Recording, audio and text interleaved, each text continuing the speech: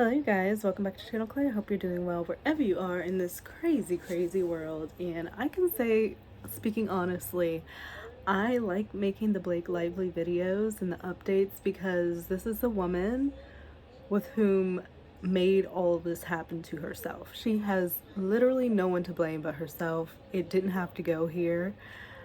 Thinking back to like December and like the end of last year when all of this was going on, and there was this pop of drama that was going on with her, and we learned about this issue of her and Justin Baldoni, and then it went away for like a couple months. And then right at Christmas time, to be spiteful as hell, that's why all of this is her karma. This is her karma. Right around the holidays, when everybody's sitting at home with their families, trying to enjoy the holidays, she drops this bombshell on Justin Baldoni, basically trying to ruin his career. Because she expected him not to respond and did not expect him to have the opportunity to fight back and have the funds to fight back. She didn't think that. She didn't calculate that into her little scheme. So now here we are in May, and Taylor Swift has been brought into this whole ordeal. One of the biggest pop stars in the world. I have to give the girl her props. She's massively famous. And with that name in it, it now takes this whole thing to a whole other level. It was already bad, but it's getting worse and worse. And it's honestly Blake's karma. This did not have to happen. People like to say, and I know they're trying to joke of it, but like they like to say it's the ancestors of the plantation that she got married on. Hey, it might be, because who thought that was a good idea? And then for her to make a donation to the NAACP, thinking that was going to make it better, and then she gets to be Times Person of the Year and make this speech that's riddled with all types of inconsistencies, and she's trying to frame it as one thing, and we were all thinking another thing. When in actuality, her mother was attacked by a woman. Yes, she was still attacked, but the way her speech was framed was kind of trying to connect it to the situation that she's in with Justin Baldoni, who's a man. So we're here. Taylor Swift is in the mix, and Brian Friedman, oh my God, if I ever get into some ish, knock on wood, I really don't want to get into any ish, but if I do, I want Brian Friedman on my effing team. So this is what's happening. Justin Baldoni's lawyer claims Blake Lively tried to strong arm Taylor Swift for support in this feud. Oh gosh. I was sitting at work when I saw this and I was like, oh my God. They are in that Tribeca apartment fucking tripping. Like, I want to see Ryan Reynolds now, because the last time I saw him, he had like these bags like this. Like, he looked worse for wear, and it's just, it keeps getting worse. It keeps, every day that goes, and this is very early in the game. The trial is not until March of next year. So Taylor Swift apparently is in this now. Blake tried to strong arm her for public support, Baldoni lawyer claims. It says, and this is via TMZ, Blake Lively's attorney allegedly tried to force Taylor Swift into publicly supporting Lively in her beef with Justin Baldoni by threatening to release private messages if she didn't play ball. Blackmail. Blackmail. Sue her, Taylor. Sue her.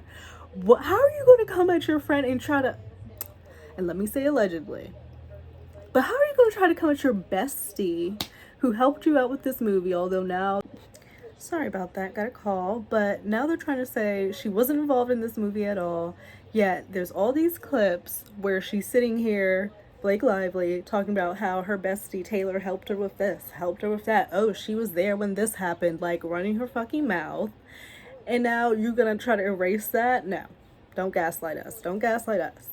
So now she's done and flipped on Taylor Swift and is trying to blackmail one of the biggest superstars. Let me not be shady about Taylor Swift. Let me give her her props. One of the biggest pop stars, superstars, whatever you want to say, in this world, she thinks she's going to try to blackmail her. I know Taylor was like, boo. You sure you really want to go here? If anything, I hope Taylor just flips on Blake, since apparently she was trying to blackmail her. But let's go on. By threatening to release Taylor's private messages if she didn't play ball, at least according to Baldoni's lawyer. In new legal docs obtained by TMZ, Baldoni's lawyer, Brian Freeman, claims the subpoena he sent to lawyers for Taylor was intended to get information related to possible witness tampering and evidence spoliation. Spoliation, okay? I guess spoiling evidence. Freeman claims he has it from a good source. Ooh, somebody is a mole, someone's talking. That Blake allegedly requested that Taylor delete their messages. So now, what if Brian gets the transcripts of Blake's deleted messages telling Taylor to delete your messages? Girl, what have you done? You literally did not have to be here. You have fucked your shit. Like, this is the most unnecessary case that this is so unnecessary. And I guess Justin was like, oh, you want to go here? So we're going to play ball. I've got a billionaire in my corner. We're going toe to toe. This is even playing field here. Well, actually it's not, because they're not billionaires. They've got money. They've got good money, but they're not billionaires. So, fuck. I just would want Brian Freeman as a lawyer. It's crazy. What's more, Freeman claims that one of Blake's attorneys, Michael Glodib, I cannot pronounce that, whatever, contacted an attorney who represented Taylor and demanded that Taylor release a statement of support for Blake, intimating that if Taylor refused to do so, private messages of a personal nature in Blake's possession would be released. Oh, wow. How are you demanding that someone makes a statement about you? So what they're going to do is, like, Blake's going to say, my law firm took it upon their own, devices and did this. It's not something that I asked them to do. Therefore, I have nothing to do with this. No, they're your lawyers, so they're acting on your behalf. That's how that fucking works. So that's probably an excuse she's going to give if there is a response to any of this, but wow. So you're coming at Taylor like, oh, make a statement of support. Taylor's probably like, no, you got yourself in this shit. I know I would. So your threatening messages are gonna be, wow, that's crazy, Blake. That is crazy. Wow. Justin's lawyer also alleges one of Taylor's reps addressed the inappropriate and apparently exorbitant threats in at least one written communication sent to Blake's attorney.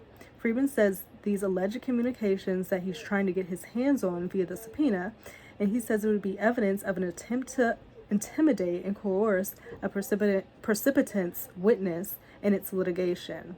For her part, Taylor's camp has blasted the subpoena, claiming she was minimally involved in the drama on the set of It Infofest and sparked the nasty legal war with Blake and Justin. As we first told you, Blake and Taylor's friendship was fractured after a text surfaced where Blake told Justin she was Khaleesi from Game of Thrones. More wild behavior. And husband Ryan Reynolds and Taylor are her dragons. Apparently Taylor was royally pissed over these text messages, rightfully so. And sources close to her pushed back on the notion she was ever one of Blake's dragons. Oh gosh. So Blake, of course, is trying to squash this subpoena, but Freeman says it's very relevant to the case. I think it's relevant. Of course, I just want to be nosy. Michael whatever, who's Blake's lawyer, tells TMZ this is categorically false. We unequivocally deny all of these so-called allegations, which are cowardly sourced to supposed anonymous sources and completely untethered from reality. Oh, so it's a bunch of he said, she said. This is so fucking messy. This is so messy, y'all. This did not... Oh my gosh. Sorry, the article just skipped back to the beginning. Let me see where I was. So this lawyer is basically like, you're untethered from reality. Oh my gosh. So what's the truth? Because somebody's fucking lying, but if it is what you're saying, release the fucking text and let us all see, let the courts see, let us all see what was actual. If it's not there, then the text won't exist. If it is there, then you're lying your fucking ass off. So, and where's the letter that was supposedly sent? Bring that into fucking evidence. Let's fucking see it. I cannot wait till next year. This needs to be happening a lot sooner. Where to go? Untethered from reality. This is what we have come to expect from the Wayfarer party's lawyers, who appear to love nothing more than shooting first, without any evidence and with no care for the people they are harming in the process. We will immediately file motions with the court to hold these attorneys accountable for their misconduct. So now the lawyers are in a pissing match between themselves. Blake and Justin and Wayfarer all in a pissing match. Blake and Taylor are in a pissing match. I'm sure Blake and Ryan are too. This is a massive fucking mess that was created by one woman. And at the end of this, I really hope we get to know why.